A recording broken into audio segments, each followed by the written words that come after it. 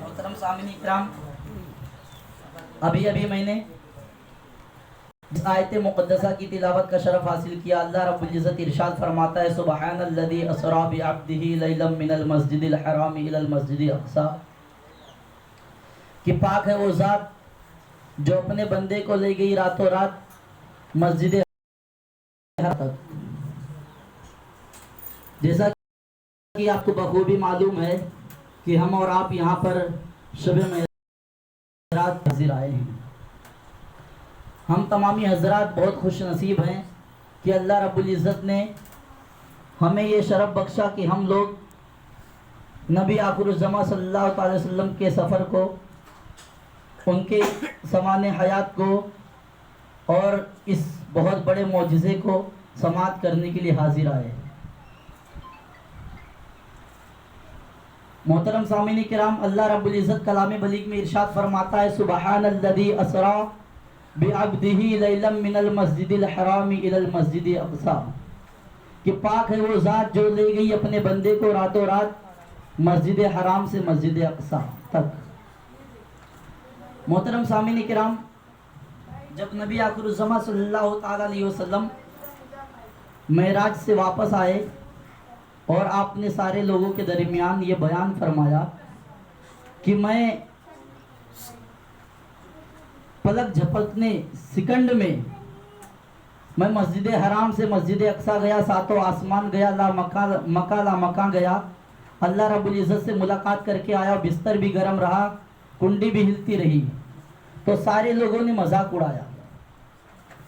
جو ایمان والے تھے وہی اس بات کی تصدیق کیے، ان میں بھی کچھ لوگ شک و شبہات میں پڑ گئے۔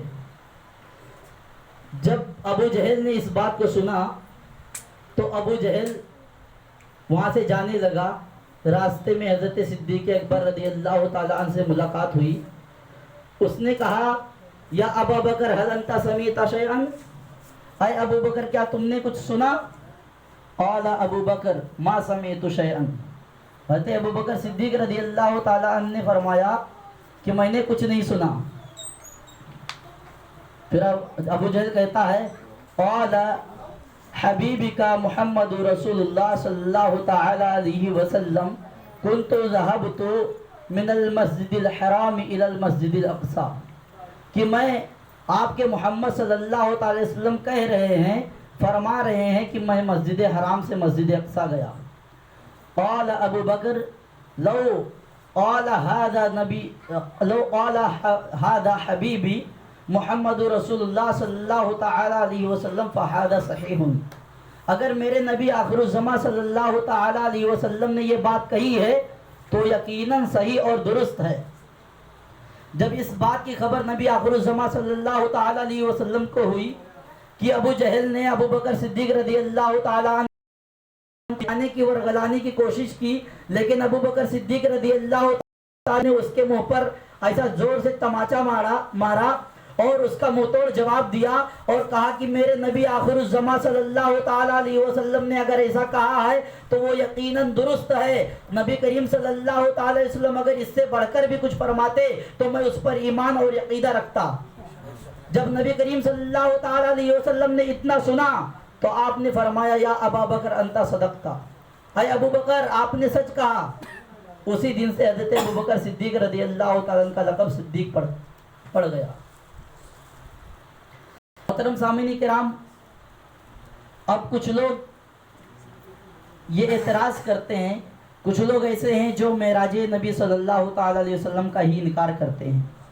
کچھ لوگ کہتے ہیں کہ نبی کریم صلی اللہ تعالیٰ علیہ وسلم کو معراج تو ہوئی لیکن معراج روحانی ہوئی، جسمانی نہیں ہوئی۔ سارے انبیاء کرام علیہم السلام کو معراج ہوئی، کسی کو خواب میں، کسی کو کوہ طور پر بلا کر، طرح طرح سے اللہ کے جو رسول تھے ان سارے لوگوں کو معراج ہوئی۔ ہمارے نبی آخر الزماں صلی اللہ علیہ وسلم کی وہ یہ واحد ذات ہے جس کو اللہ رب العزت نے جسم و جسمانیت کے ساتھ معراج عطا فرمائی، آمنے سامنے بلا کر اپنی زیارت کرائی، اپنا جلوہ دکھایا اور ان سے ہم کلامی کا شرف حاصل ہوا۔ وہ نبی آخر الزماں صلی اللہ علیہ وسلم کی ذات ہے۔ اور نبی آخر الزمان صلی اللہ علیہ وسلم کو جو معراج ہوئی وہ جسمانی معراج ہوئی. یہ آیت کریمہ کی تفسیر پڑھیے. اللہ رب العزت ارشاد فرماتا ہے سبحان الذی اسری بعبدہ. اللہ رب العزت نے یہ نہیں فرمایا سبحان الذی اسری بنبیہ، کیونکہ نبی ہونے کے لیے جسم و جسمانیت کا ہونا ضروری نہیں ہے. نبی ہونے کے لیے بشریت کا ہونا ضروری نہیں ہے، جسم و جسمانیت کا ہونا ضروری نہیں ہے، کیونکہ میرے نبی آخر الزمان صلی اللہ علیہ وسلم ارشاد فرماتے ہیں کنت نبیا آدم بین الماء والطین، کہ میں اس وقت بھی نبی تھا جب آدم علیہ السلام پانی اور مٹی کے درمیان تھے. اس سے پتہ چلا کہ نبوت کے لیے بشریت کا ہونا ضروری نہیں ہے، جسم و جسمانیت کا ہونا ضروری نہیں ہے. ہاں، اعلان نبوت کے لیے جسم و جسمانیت کا ہونا ضروری ہے. اللہ رب العزت نے یہاں فرمایا الذی اسری بعبدہ، کیونکہ کوئی بندہ ایسا نہیں ہے جو جسم و جسمانیت کے بغیر ہو. کوئی بندہ ثابت کر دیں آپ کہ جو بندہ ہو اور بغیر جسم و جسمانیت کے ہو. کوئی بندہ ایسا نہیں ہے جو بغیر جسم و ہو.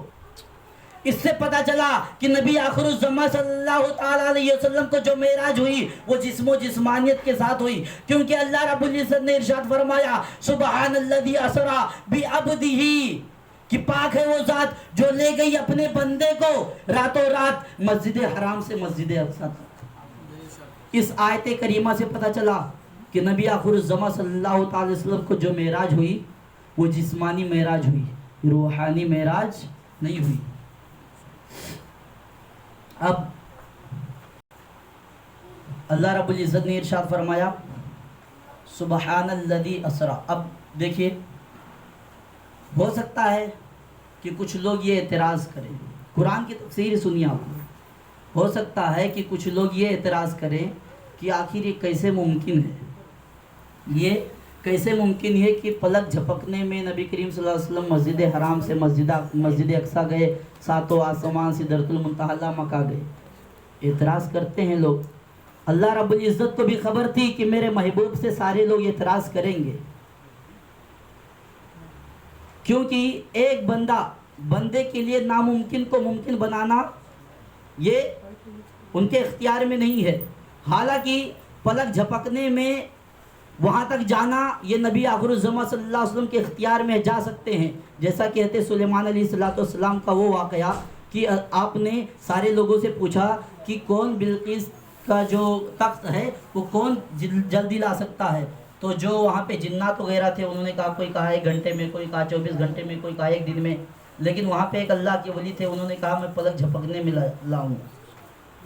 تو یہ ممکن ہے، لیکن میں بتانا یہ چاہتا ہوں کہ کچھ لوگ ہیں جو یہ اعتراض کر سکتے ہیں کہ آخر یہ کیسے ممکن ہے کہ نبی آخر الزمان صلی اللہ تعالی علیہ وسلم پلک جھپکنے میں مسجد حرام سے مسجد اقصی گئے، سدرۃ المنتہی گئے، ساتوں آسمان پر گئے.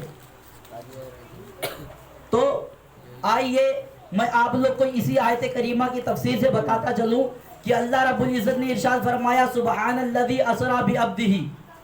اللہ رب العزت نے یا نبی آخر الزمان صلی اللہ علیہ وسلم نے یہ نہیں فرمایا کہ میں بہت ہی بزرگ و برتر ہوں، میں بہت ہی معجزے والا ہوں، بہت ہی طاقتور ہوں، بہت ہی پاورفل ہوں کہ میں مسجد حرام سے مسجد اقصی گیا. اللہ کے رسول نے یہ نہیں فرمایا. نہ پروردگار عالم نے یہ فرمایا کہ پاک ہے وہ ذات، یا پاک ہے وہ میرا نبی، یا بہت بزرگ و برتر ہے میرا نبی جو خود مسجد حرام سے مسجد اقصی گیا. اس طرح نہ اللہ کے رسول نے فرمایا، نہ اللہ رب العزت نے اپنی نبی کے بارے میں فرمایا، بلکہ اللہ نے فرمایا سبحان الذی اسری بعبدہ لیلا من المسجد الحرام الى المسجد الاقصی، کہ پاک ہے وہ ذات جو اپنے بندے کو لے گئی راتوں رات مسجد حرام سے مسجد اقصی.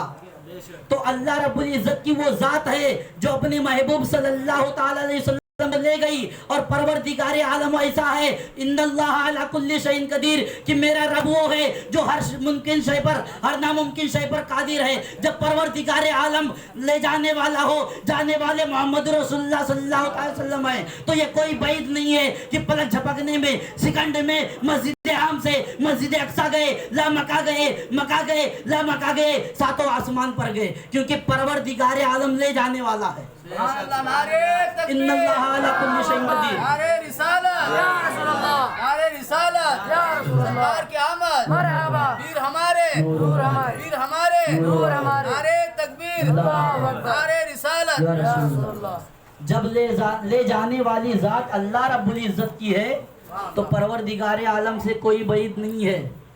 میرا رب ہر ممکن شے پر قادر ہے، ہر ناممکن شے پر قادر ہے. ان اللہ علی کل شیء قدیر. جس کے بارے میں بندہ سوچ بھی نہیں سکتا میرے رب وہ کر سکتا ہے. تو جب لے جانے والا میرا رب ہے، جانے والے محمد رسول اللہ صلی اللہ تعالی علیہ وسلم ہے، تو یقیناً ہمارا عقیدہ اور ایمان ہے کہ نبی آخر الزماں صلی اللہ علیہ وسلم پل بھر میں مسجد حرام سے مسجد اقصیٰ گئے، سدرۃ المنتہا گئے، ساتوں آسمان گئے اور وہاں سے واپس آ گئے. یہ ہمارا عقیدہ اور ایمان ہے. یہ قرآن کی تفسیر بھی بتا رہی ہے. اب محترم سامعین کرام، اللہ رب العزت نے اس آیت کریمہ میں صرف مسجد حرام اور مسجد اقصیٰ کا ذکر کیوں کیا؟ اللہ رب العزت نے فرمایا سبحان الذی اسریٰ بعبدہ لیلا من المسجد الحرام الی المسجد الاقصیٰ، کہ پاک ہے وہ ذات جو لے گئی اپنے بندے سے مسجد اقصیٰ. حالانکہ نبی آخر الزماں صلی اللہ علیہ وسلم ساتوں آسمان پہ گئے، سدرۃ المنتہا پہ گئے، مکان لا مکان پہ گئے، اللہ رب العزت سے ملاقات کی، لیکن ان ساری چیزوں کا اللہ رب العزت نے کلام بلیغ میں ذکر نہیں کیا. صرف مسجد حرام اور مسجد اقصیٰ کا ذکر کیا. آخر ایسا کیوں؟ اب میں جا رہا ہوں پنجی اور لوگوں سے کہوں کہ بھائی میں ماپسا تک گیا، صرف ماپسا کا ذکر کروں جبکہ میں پنجی گیا تھا. اور اللہ رب العزت نے یہاں پہ ذکر کیوں کیا؟ اس پہ غور کیجئے. آپ سارے لوگ ماپسا کی مارکیٹ جانتے ہیں یا ماپسا جانتے ہیں. اب میں اگر آپ لوگوں سے کہوں کہ ماپسا میں اس جگہ پہ یہ چیز ہے، اس جگہ پہ یہ چیز ہے، اس جگہ پہ یہ چیز ہے، تو آپ لوگ کہیں گے ہاں حضرت آپ صحیح کہہ رہے ہیں، یہاں پہ یہ چیز موجود ہے. ماپسا مارکیٹ میں بھاجی کی دکان الگ ہے، کپڑے کی دکانیں الگ ہے، مچھلی کی دکان الگ ہے، گوشت کی دکان الگ ہے. آپ کہیں گے صحیح کہہ رہے ہیں. کیوں؟ کیونکہ آپ لوگوں نے دیکھا ہے اس چیز کو، آپ لوگوں نے اس چیز کا مشاہدہ کیا ہے. تو میرے رب نے مکہ، مسجد حرام اور مسجد اقصیٰ کا ذکر اس لیے کیا کیونکہ اللہ رب العزت کو پتا تھا کہ جب میرا محبوب آ کر یہ سارے کفار و مشرکین کو بتائے گا تو وہ یہ سارے لوگ اس چیز کا انکار کر دیں گے.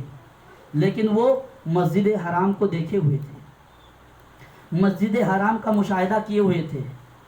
مسجد اقصیٰ کو بعض کفار و مشرکین دیکھے تھے کیونکہ مسجد حرام سے کافی فاصلے پر تھا، وہاں اس چیزوں کو لوگوں نے دیکھا ہوا تھا.